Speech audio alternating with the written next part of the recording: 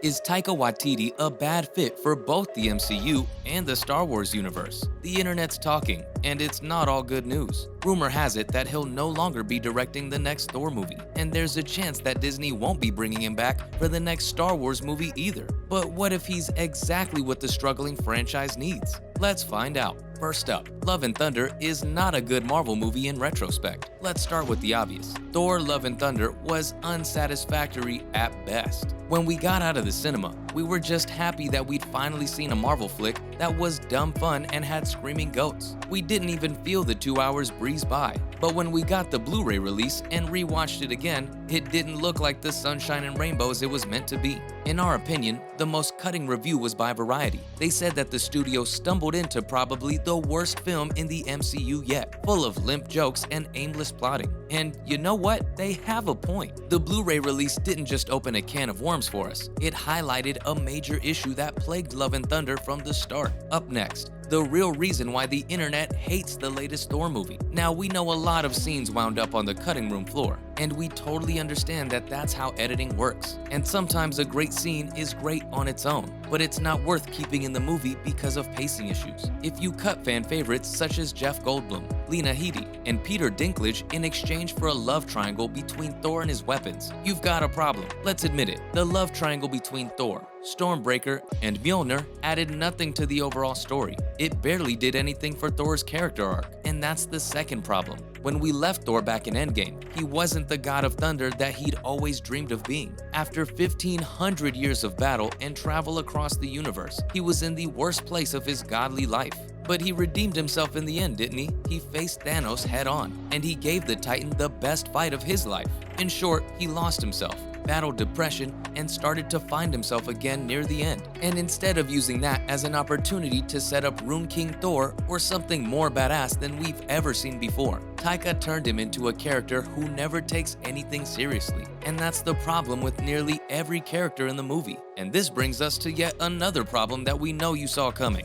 Next up, Taika Waititi had no idea Natalie Portman was in Star Wars. Now, it's not a huge deal when actors forget that they've been in a certain movie. It happens all the time. Gwyneth Paltrow, the Goop Guru, famously forgot that she was in a pivotal scene in Spider-Man: Homecoming. And Heidi Klum forgot she made an appearance in Zoolander. And you can forgive actors for their lapse in memory, right? After all, if their performances were amazing, then who cares if they don't remember acting in a particular movie? But if you're going to direct a movie for one of the most beloved and fiercely defended franchises in history, then you're gonna need to remember everything about everything. Like the fact that Natalie Portman portrayed one of the most memorable characters in the Star Wars prequels. And yet, when Taika asked her whether she'd like to star in his upcoming movie for the franchise, she reminded him that she'd already played Padme Amidala, and that doesn't inspire confidence in the fans. If you're taking over a multi-million-dollar project from Lucasfilm, then you'd better be ready to give it your best shot. You need to read the thousands of Star Wars novels, comics, and Reddit threads, and you need to watch the entirety of the franchise before you make your move.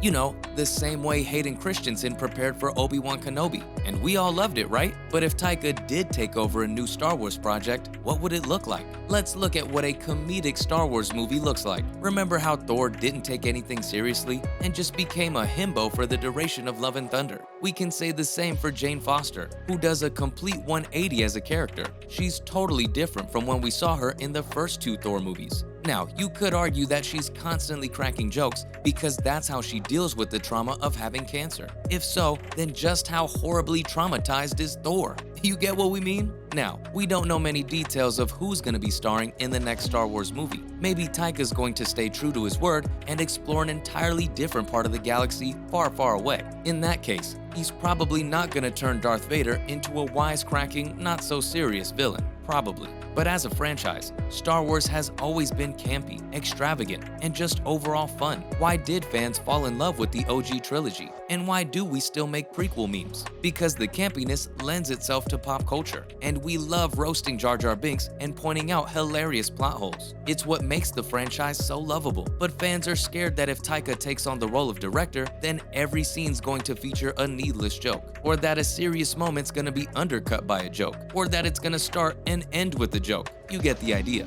Not to mention, Taika's obsession with his comedic style is what scares Star Wars fans. Ragnarok was a breath of fresh air for the MCU, and for the Thor movies too. Not only did it add color and a Led Zeppelin song to the mix, but it also included Thor, Loki, and Hulk's comedic side. Even so, Kevin Feige had more creative control than Taika did. So, if the director wanted to change the characters in a major way, Feige would have talked him out of it. But with the success of Ragnarok, Taika obviously got more creative control over the next Thor project. This meant that Feige wasn't there on a day-to-day basis, making sure that the character remained true to their comic roots. And Taika's obsession with comedy doesn't end there. He also doesn't care for the source material. Before Ragnarok was released, he made it clear that he didn't read the comics in order to familiarize himself with the characters. Speaking on the Empire Film podcast, he said that he read literally one issue of Thor as his research, and it was a really thin one that didn't fully explain what the character was like or his story. And apparently, he hated the way everyone talked. Honestly, we knew that. We felt the same way about it. It's too Shakespearean. Too many nays, these, and thou arts. Maybe that's why Ragnarok was such a huge success. It stayed moderately true to the characters as they were established in the MCU, and it gave them another dimension. But Love and Thunder felt like the dial for comedy was cranked up to 11, with story and character arcs being dialed down to 0. But maybe that's what the Star Wars universe needs. Finally, here's how Taika could actually be a good fit for Star Wars. So we've established that he doesn't care much for the source material, doesn't do his research, and is obsessed with the idea of comedy in every scene, even if it doesn't need it. But if he's heard the critics and fans, and understood exactly why Love and Thunder didn't live up to the expectations, then he can pull another Ragnarok with his Star Wars project. Because, let's be honest, the sequel trilogy and Obi-Wan Kenobi were less than we'd hoped. The hype was immense, but fans were expecting something fresh. To many, the Skywalker saga has overstayed its welcome. We love Vader, Luke, and Obi-Wan, but the galaxy isn't just about the evil empire. There are millions of other worlds hidden away, and perhaps Taika's the one to find something that'll inject new life into the franchise. If he does just a little bit of research and talks to George Lucas about it, then he can totally make a movie worth watching. He's not a bad director at all. Instead, he's just bad at dialing back the humor. But he's already been a part of the Star Wars universe, ever since he starred as IG-11 in the first season of The Mandalorian. He knows why that show was a resounding hit for Disney, and he knows what makes the Star Wars fans tick. There was humor, there was depth, and most of all, it was the change Star Wars was looking for. All Taika has to do is recapture it, mold it in his own style, and give fans what they've always been waiting for since The Force Awakens. And that's a wrap, folks. Thanks for watching. So, is Taika a great addition to the overall Star Wars universe? Or will his tenure end the same way it did with Marvel? Tell us in the comments. And as always, be sure to give this video a huge thumbs up and subscribe to our channel for more videos just like this. We'll see ya in the next one.